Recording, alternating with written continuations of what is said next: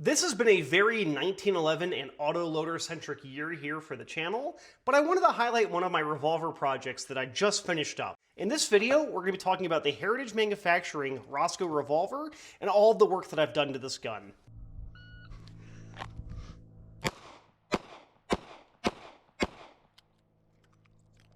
If you aren't familiar with the Roscoe, I can't blame you.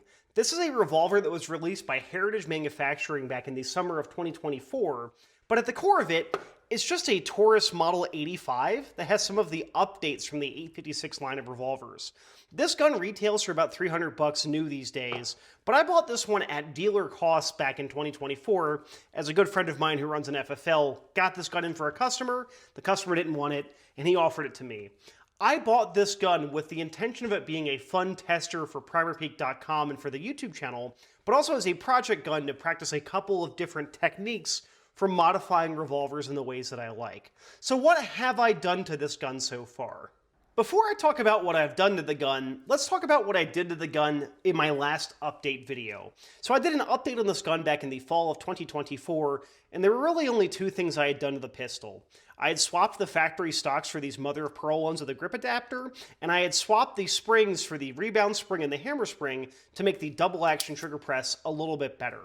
I still have that work done on the gun. Obviously, you can see the mother of pearl stocks and the grip adapter, but I did modify the rebound spring, as the ones that I bought from Wolf Springs were actually a little bit too long, as they were sized for the old variants of the 856 revolvers, and I had to trim those down.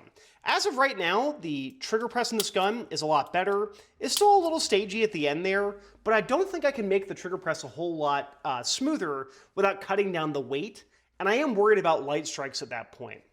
As of right now, this revolver is 100% reliable, and I don't want to monkey with that.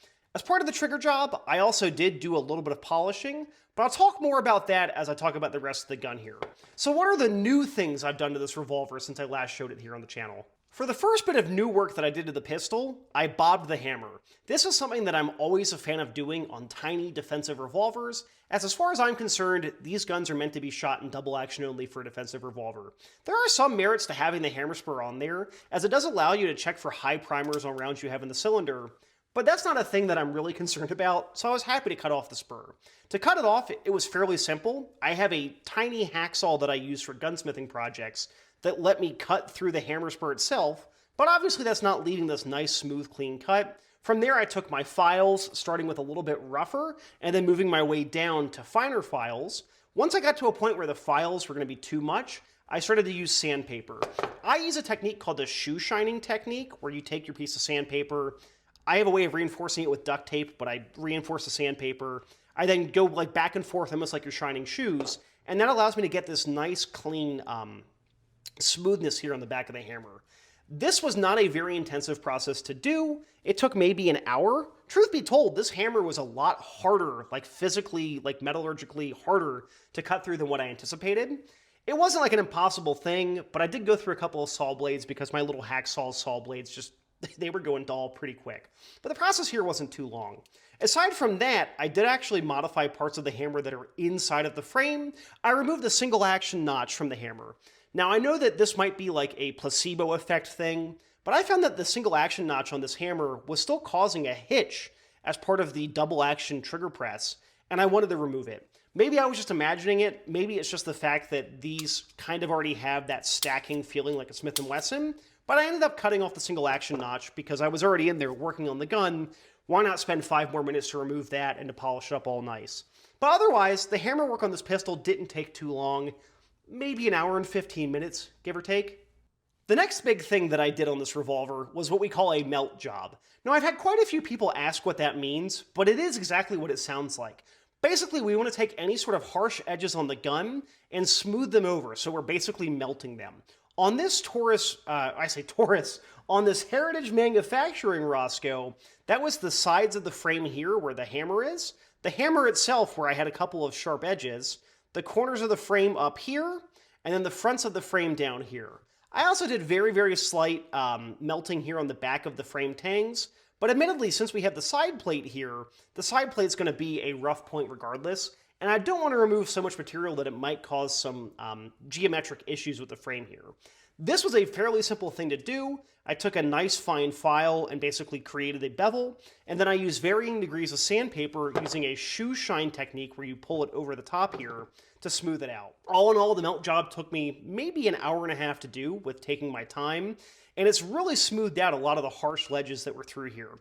This part through here almost had like 2 straight lines meeting up, and this has made it so much nicer.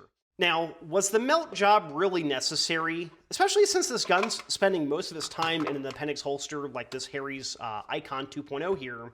The melt job's not doing a lot when it's inside of a fully enclosed holster. However, if you ever want to carry one of these in a pocket or in a pocket holster, I find that the melt job really does help to not make it quite so coarse in the pocket, but it also just makes the gun feel more premium than it actually is. Not having nearly as many sharp edges on this thing makes it feel like it's a whole lot more expensive than what it actually is.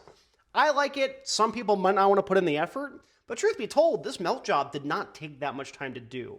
Now, how about covering up all of the exposed steel that I had from that? So how about refinishing parts of the gun? Well, truth be told, I didn't want to do rust bluing on this because I had a whole lot of parts to hit, and I didn't want to dunk the entire revolver into the solution because that would really just be a nightmare to try to make sure I didn't cause any damage.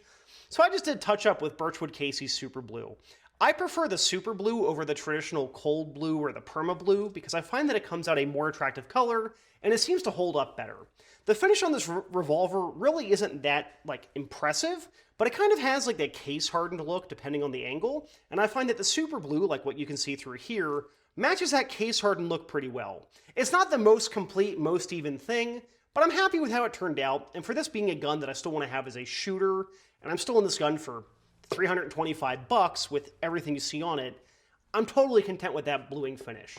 After doing all of the external and internal work to the gun, the last thing I wanted to do was to actually just repaint the front sight.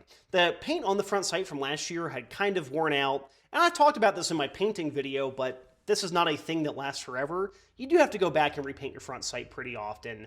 And with this one, I did my normal way of stripping off the paint, and then I did mineral spirits to clean it, a white primer coat, and then this was like 2.5 coats of orange paint.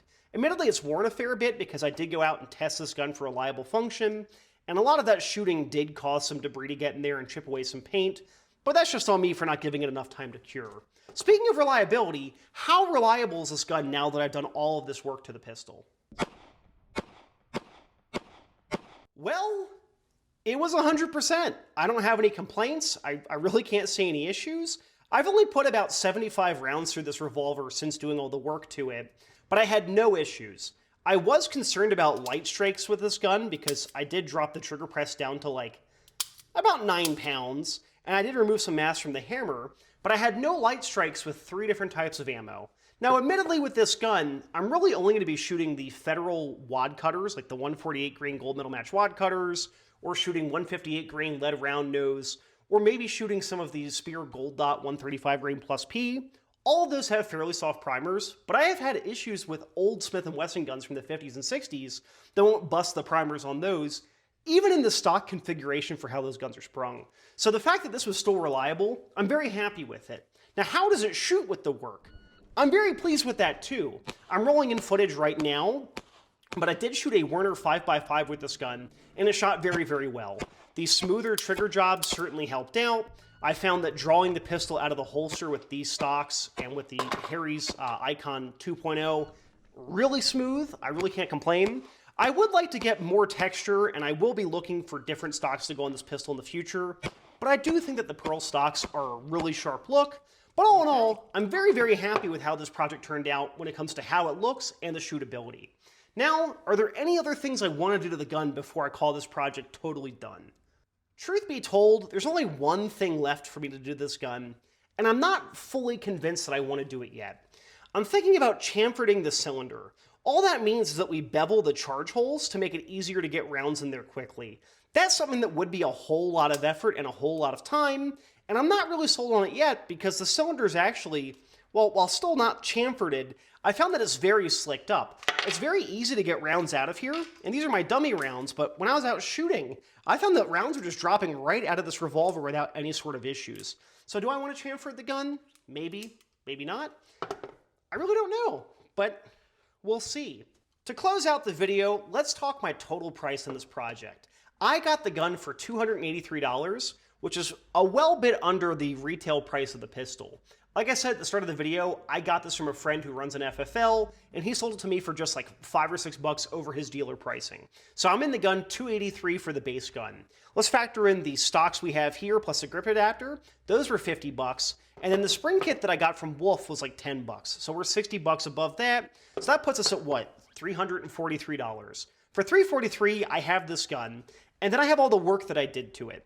I'm not going to factor in the cost of my tools because I already had everything that I needed to work on the gun here in my workshop, but all you'd really need is a set of decent needle files, which, truth be told, you can use the Harbor Freight needle files for that. So needle files, you'll need some sandpaper, some bluing to cover up the stuff that you've cut away, and then maybe a hacksaw, or really, truthfully, you could get away with a big bastard file for cutting off the hammer spur. This is a project that you could realistically do for maybe about $425, unless you get one of these for a screaming deal. For the price I have in this gun, and I'll just say up to $350, let's just say $350 for it, I'm very happy with how this project turned out. It was a super fun project, and it's a gun that I really do enjoy shooting, and I think it has a very unique look now that I've done all this work to it. And the nice thing with it is that this revolver is very much mine now. There is not another Roscoe on the market that has the exact same work done to it in the exact same manner. So I'm very pleased with it. So what do you think about my Heritage Roscoe project here? Let me know in the comments down below because I'd love to hear your take on how this project turned out. I want to thank all of the viewers and subscribers of the channel, as I couldn't do it without you, and I want to give a big thank you to all of our channel members. If you want to financially support the YouTube channel, as all of those funds go right back into covering works here on the channel, I do have those channel memberships opened up, and we also have a Patreon built in for the channel too. If you want to join our Discord to join the discussion there, there's also a link to that down in the description below. Thank you very, very much for your time.